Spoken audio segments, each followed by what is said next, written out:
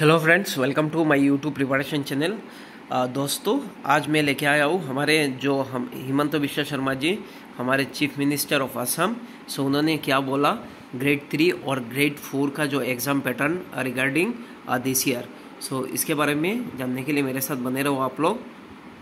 मैं फेसबुक लाइवत एटा कथा उल्लेख करिसिलो जे असम सरकार तृतीय और चतुर्थ श्रेणीर जी परीक्षा हब तात आमी लोकसेवा आयोगर आर्हित प्रिलिम्स और मेइन्स आमी अनुष्ठित करिम। दुई एजन व्यक्तिये मुक जनाइছে जे परीक्षात नतुन नियम এই বছৰ কৰিব নালাগে कारण আৰু যেহেতু দুমাহ আছে গতিকে আমি পুৰণা বা আগৰ বাৰৰ দৰে পৰীক্ষা পতাটো উচিত হ'ব।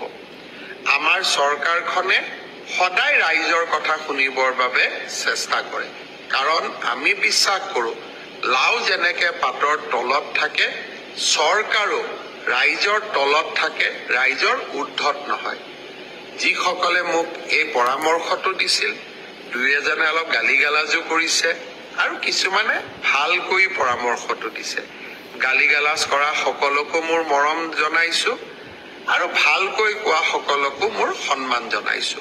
আপোনালোকৰ পৰামৰ্শ অহা 2-3 দিনত আমি বিবেচনা কৰিম আৰু যেহেতু পৰামৰ্শটোত মেৰিট আছে যে হয় দুমাহ থাকোতে পৰীক্ষাৰ পেটাৰ্ন এটা সলনি কৰিব নালাগে, বিষয়টো আমি ডেফিনেটলি আমি বিবেচনা কৰি অহা 2-3 দিনতে আপোনালোকক ইয়াৰ সিদ্ধান্তৰ বিষয়ে মই অৱগত কৰিম।